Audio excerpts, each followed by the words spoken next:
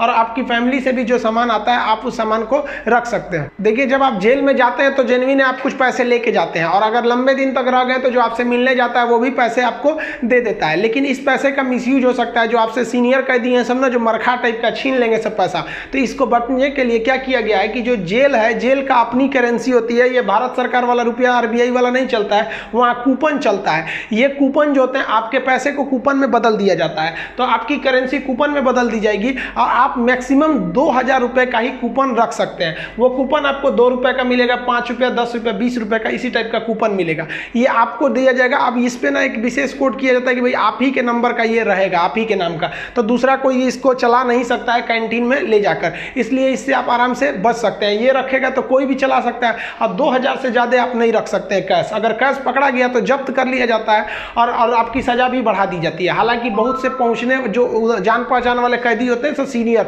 बहुत व्यवहार बना लेते हैं सब, अंदर बहुत सारी सुविधाएं ले जाते हैं सब। मोबाइल अलाउ नहीं है, फिर भी अंदर मोबाइल मिल जाता है। जेल में आप जाके मिल भी सकते हैं, आप परिजन हैं तो भी मिल सकते हैं, आप उसके मान लीजिए दोस्त यार कुछ भी आप जाके मिल सकते हैं। मिलने के लिए आपको 2-3 चीज़ें चाहिए। आपको पहले उस कैदी का नाम पता होना चाहिए, पिता का नाम और किस जेल नंबर में है। इसके लिए आप ऑनलाइन फॉर्म भर देंगे तो आपको नंबर वेट नहीं करना पड़ेगा, नहीं तो वहाँ जाइएगा तो ऑफलाइन में 15 रुपये का पर्ची कटाइएगा तो 3-3 घंटा तो पहले आप ही को लाइन में खड़ा कर देगा, तब आपको मिलाएगा। आप ऐसे बाहर खड़े रहेंगे, अंदर कैदियों का ही एक कमरा होता है, अंदर से उसमें घुसा दिया जाता है, वो अंदर रहते हैं, आप बाहर रहते हैं। यहाँ बात कर सकते हैं, यहाँ सीसीटीवी रिकॉर्डिंग वगैरह नहीं होता है। यहाँ आप सामान भी दे सकते हैं, बाहर के जो सिपाही खड़े रहते हैं कि अंदर जाके उस कैदी को दे दीजिएगा, ये सामान चेक करेंगे, अच्छा ठीक ठाक रहेगा तो दे देंगे, अगर इलीगल रहेगा तो ये लोग नहीं देते हैं और आपकी सजा को बढ़ा देते हैं। तो आप मिल सकते हैं। मिलने का टाइम 10 बजे से 3 बजे तक होता है, उसके 3 बजे के बाद जाएंगे तो मिलने नहीं देगा, 10 बजे से पहले जाएंगे तो नहीं मिलने देगा। आप वहाँ जाए कि अगर किसी से मिलने जाते हैं, देखिए कई बार ऐसा भी होता है कि फर्जी FIR में किसी को फंसा दिया जाता है, वो भी बता देंगे कि फर्जी FIR होता है तो कैसे आपके नाम को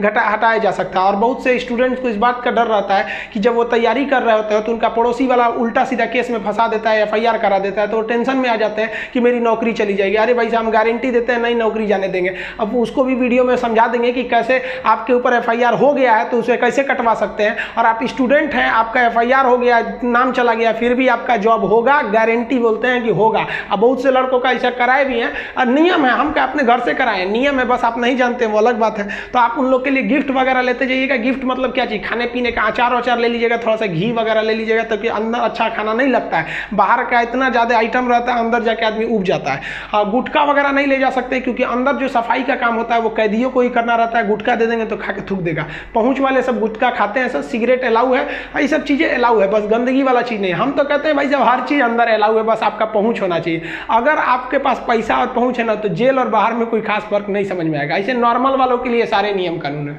अब मिलने का मतलब ये नहीं कि डेली मिलने जा रहे हैं, हफ्ते में आपको 3 बार ही मिलने दिया जाएगा, और बड़ा अपराधी है तो 2 बार, कई को तो हफ्ता में 1 बार अलाउ करता है। अब कुछ ऐसे भी अपराधी रहते हैं बहुत खतरनाक, उनको अलाउ नहीं करता है मिलने। तो ऑन एन एवरेज आप हफ्ते में 3 बार किसी जाके मिल सकते हैं। 15 से 20 रुपए की आपको रसीद लगेगी मिलने के लिए। जेल के अंदर स्टडी रूम होता है, वहां जाके आप आराम से पढ़ाई कर सकते हैं। लाइब्रेरी तो इतना अच्छा होता है कि उतना अच्छा इसे आपको नॉर्मल लाइब्रेरी नहीं मिलेगी। आप वहां से अंदर जाके पढ़ाई भी कर सकते हैं। इग्नू से आपको सर्टिफिकेट दे दिया जाएगा, आपका एग्जाम वगैरह भी होगा, आप वहां से पढ़ाई कर सकते हैं। सो जो आप बाहर में पढ़ाई नहीं किया मार काट करके अंदर जाएगा, लेकिन हाँ हम उसमें पढ़ते हुए भी देखे हैं। जेल के अंदर हर एक कैदी को खुद ही काम करना होता है, क्योंकि अंदर सिपाही कम रहते हैं। मार धार करिएगा, खूब पिटा जाइएगा ना तो आके छोड़ा देंगे सब। अंदर शांति से रहना चाहिए। अंदर भी, जेल के अंदर भी ना ग्रुप होता है, वो उसके ग्रुप का है, वो उसके ग्रुप का है। अगर आपको ज़्यादा दिन तक रहना है तो ग्रुपबाजी समझ जाइएगा, ना तो कुटा के आएंगे। उसमें क्या होता है, माली का काम होता है। जो जेल का कैंपस बहुत बड़ा होता है, जेल छोटा छोटा नहीं होता। अंदर जाएंगे तो एक दूसरे दुनिया है, वहाँ अंदर सब्जी वगैरह बोई गई रहती है, यही सब्जी आपको बनाने के लिए आ जाती है। कुछ अलग से भी सब्जियां वगैरह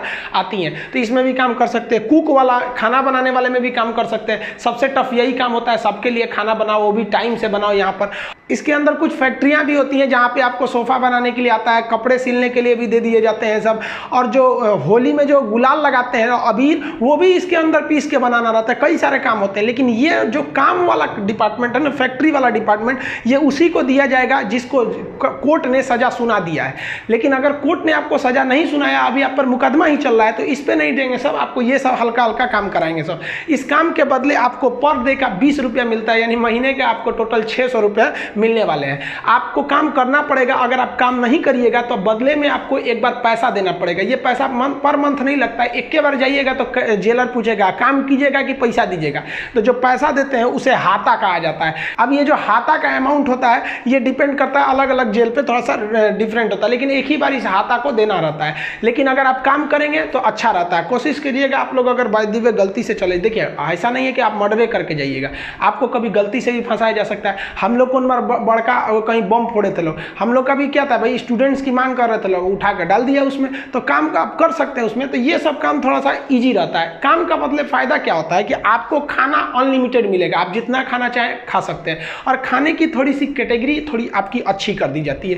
अगर आप काम नहीं कीजिएगा तो आपको खाना गिन के मिलेगा, 4 रोटी 6 रोटी, इससे ज़्यादा नहीं मिलेगा, चाहिए तो लिखवाइए वगैरह। तो काम करने वालों को कुछ अच्छा फैसिलिटीज दी जाती है। देखिए कई लोग को लगता है कि जेल में ना जो एक दिन होता है वो 12 घंटे का होता है, ऐसा नहीं है। पहले अंग्रेजों के समय होता होगा ये, लेकिन अभी के समय में जो जेल का कानून है वो जैसे आपके लिए 24 घंटे का एक दिन होता है वैसे जेल में भी होता है। अब कुछ लोग कहते हैं किसी को 10 साल की सजा हुई तो 5 साल में आ जाएगा, ऐसा फिल्मों में भी होता था पहले का ही तब। लेकिन अभी के समय में अगर आपको 10 साल की सजा हुई तो 10 साल बाद निकलेंगे, यानी आपके लिए भी दिन जो है वो 24 घंटे का ही है। और दूसरा कुछ लोग को लगता है कि उम्र कैद में आदमी 14 साल में छूट जाता है। देखिए उम्र कैद का मतलब होता है कि आपको जिंदगी भर जेल रहना है, आजीवन कारावास रहना है।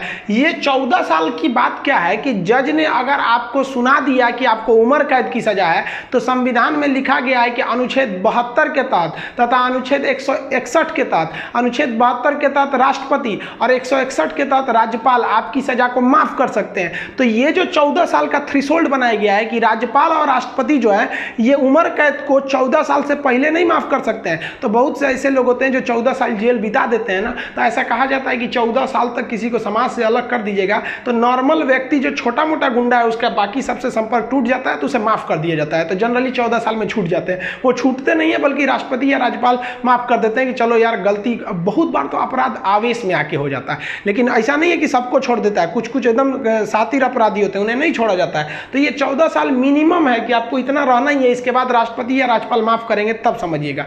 अब एक चीज देखेंगे कि जब जज जो होता है जब फांसी की सजा सुनाता है तो 2 चीजें इस पे ध्यान दीजिएगा। फांसी की सजा सुनाने के बाद वो स्याही को, कलम को तोड़ देता है। वो इस बात का संकेत है कि अब हम आपके ये जो फांसी की सजा सुना दिए हैं ना, हम जज होने के बावजूद भी अब इसमें कुछ बदलाव नहीं कर सकते, यानी ये कलम अब मेरी किसी काम की नहीं रहेगी, क्योंकि हम ये कलम रहने के बावजूद आपकी सजा में अब कुछ चेंजिंग नहीं कर सकते। इसलिए जज को बड़ा सोच समझ के फांसी की सजा सुनानी पड़ती है और तोड़ देता है।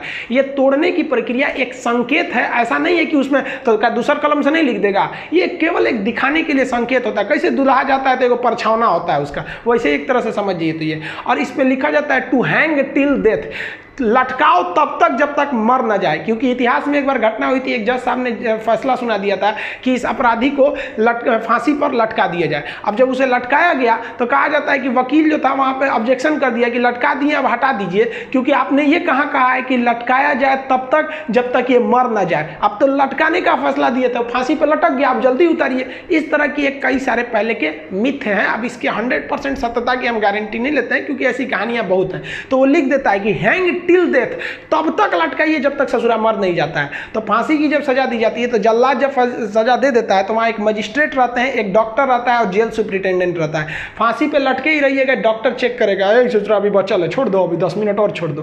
तब तक डॉक्टर नहीं कह देता, जब तक कि मर नहीं गए तब तक आपको लटकैले रह जाएगा। फांसी जो है वो अक्सर मॉर्निंग में ही दी जाती है, क्योंकि जेल प्रशासन के ऊपर सबसे बड़ी जिम्मेदारी फांसी की होती है। वो सुबह सुबह इसे निपटा देना चाहता है, और सुबह के समय जनता मीडिया भी उतने ज़्यादा एक्टिव नहीं होती है। खैर ये सेकेंडरी वजह होता है।